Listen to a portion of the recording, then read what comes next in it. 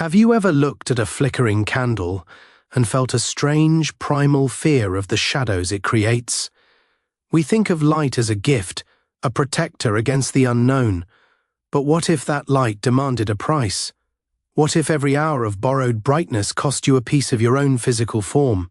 In the quietest, most suffocating corner of a valley forgotten by the sun, there exists a workshop where the candles don't just burn, they breathe. Imagine a world where your skin is slowly turning into translucent yellow beeswax and your pulse is nothing but the rhythmic dripping of hot tallow. This is the domain of Master Wick, a man who sought to outrun the dark, only to find himself becoming the very fuel he once sold. Today, we step into a realm of Pixar Gothic, where the smell of warm honey masks the scent of a soul on fire. We follow the story of a man trapped in a melting cage of his own making. Hold your breath, mind the dripping wax, and whatever you do, don't let your flame go out. We are entering the waxen prison of Master Wick. Our chronicle begins in the Tallow Hollow, a workshop that feels less like a studio and more like the inside of a massive cooling hive. The air here is thick, heavy and cloying, smelling of ancient beeswax, charred wicks, and a sweet, sickly undertone of musk. The walls are not made of wood or stone, but of thousands of layers of poured wax, translucent and shimmering with a ghostly amber light. This is where we find Master Wick, a man with skin like melting yellow beeswax, eyes that are glowing orange embers, and hair made of a single, thick, burning white wick, wearing a tattered apron made of hardened leather and silver wick ties. Master Wick is a vision of biological tragedy. In the 3D Pixar style, his skin is a masterpiece of light physics. It is semi-translucent, allowing you to see the flickering internal flame that serves as his heart. When he moves, his joints don't creak, they flow, leaving small puddles of cooling yellow wax on the floorboards. His eyes are not orbs of sight, but burning coals that dim and flare with his breathing. His hair, a thick, braided wick, remains perpetually lit, casting a constant, jittery orange glow over his melting features. Master Wick is a man who is literally burning himself away to keep the darkness at bay. The architect of this debt is the Snuffer King, a towering, stooped figure made of compressed black soot and cold smoke, with a face like a heavy iron bell and hands that are flat, oversized brass extinguishers, wearing a cloak of light-swallowing charcoal velvet. The Snuffer King is the personification of the void. He does not speak in words, he speaks in tolls, deep, resonant metallic clangs that vibrate through the waxen floor and threaten to extinguish the master's very life. He believes that everything that burns belongs to him, and he has come to collect the final remnants of Wick's soul. The first quarter of our 100-scene odyssey explores the molding of the debt. We see Master Wick in his workshop, frantically pouring liquid tallow into massive, ornate molds. He isn't making candles to sell, he is making offerings to the king. Every candle he creates requires a drop of his own melting skin, a process that leaves him smaller and more distorted with every passing hour. The sound design is a haunting mix of the hiss of hot wax hitting cold water, the rhythmic drip-drip of tallow, and the Snuffer King's distant booming tolls. The wick is short, master, the king's shadow whispers through the smoke, and the night is so very, very long. Wick's internal monologue, a crackling, popping sound like a fireplace, groans, "I am the candle and the flame. I am the fuel for a hunger I can never satisfy. I am melting into the dark." The visual world of the candlemaker's debt is a masterclass in atmospheric macabre. The workshop is filled with wax wraiths, half-formed statues of people who failed to pay their own debts, their faces frozen in. Expressions of silent, melting terror. We see the hive loom, a terrifying machine that spins silver wire into wicks, powered by the dying heat of the master's internal fire. The textures are incredibly tactile. You can feel the stickiness of the floor and the stinging heat of the sparks flying from Wick's hair. The turning point occurs when Wick discovers a pure flame at the bottom of a silver jar, a flame that doesn't consume its fuel, but radiates a steady, cool blue light. This is a flame of grace, a light born of selfless love rather than desperate fear. When Wick touches the blue flame, his melting skin begins to set. The amber wax hardens into clear, unyielding crystal. He realizes that the Snuffer King only has power over the light that is afraid to die. The escape sequence is a spectacular display of 3D Pixar action. Wick decides to extinguish the debt by becoming a lighthouse. He takes the blue flame and places it into his own hollow chest. As the blue light interacts with his internal orange fire, his body undergoes a chromatic transmutation. The yellow wax turns into radiant white marble, and the black soot in the air is pushed back by a shockwave of crystalline energy.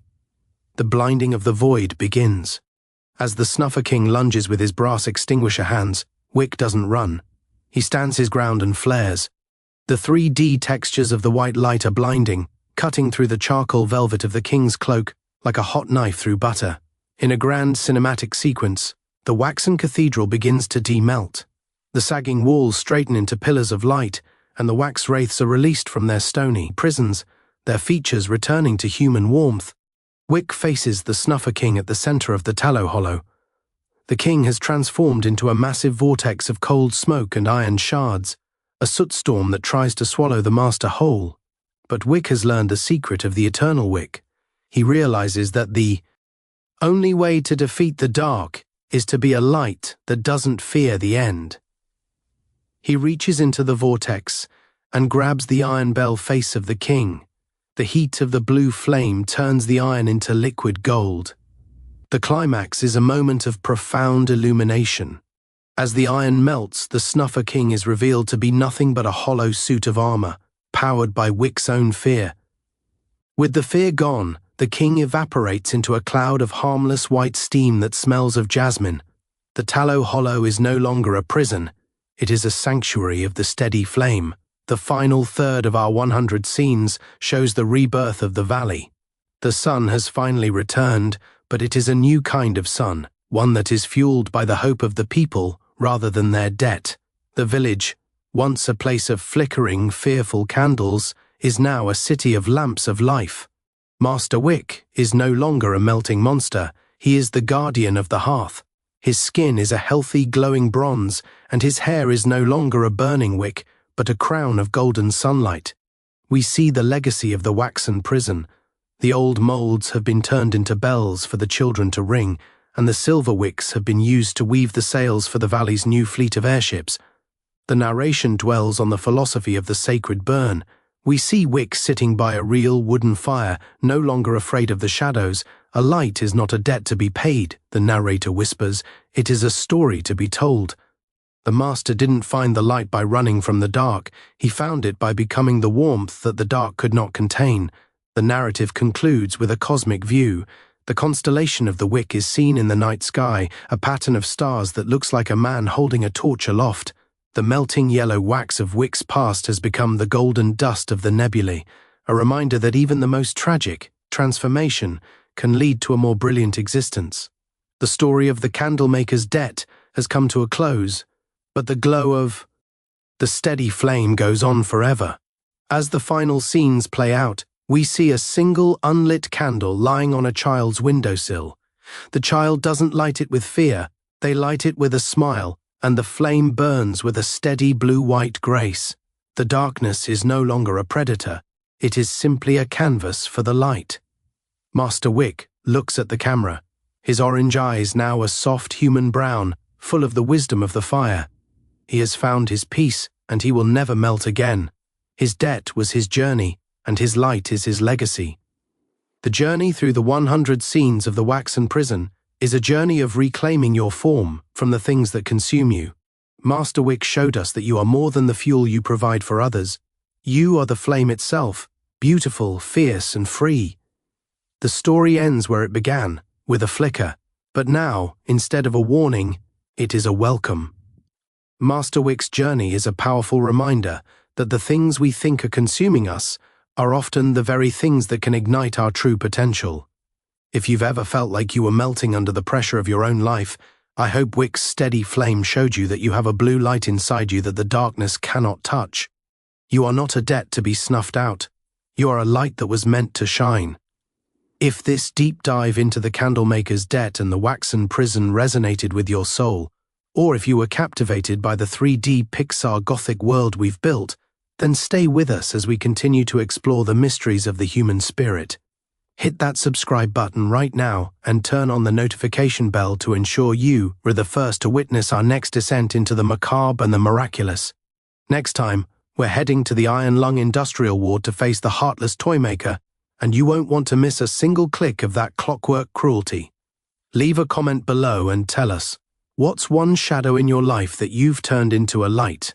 We read every comment and love the community of firebringers we're building here. Like the video if you believe that hope is the only flame that never goes out. Until the next wick is lit, stay bright, stay steady, and keep your internal fire burning. Thank you for watching.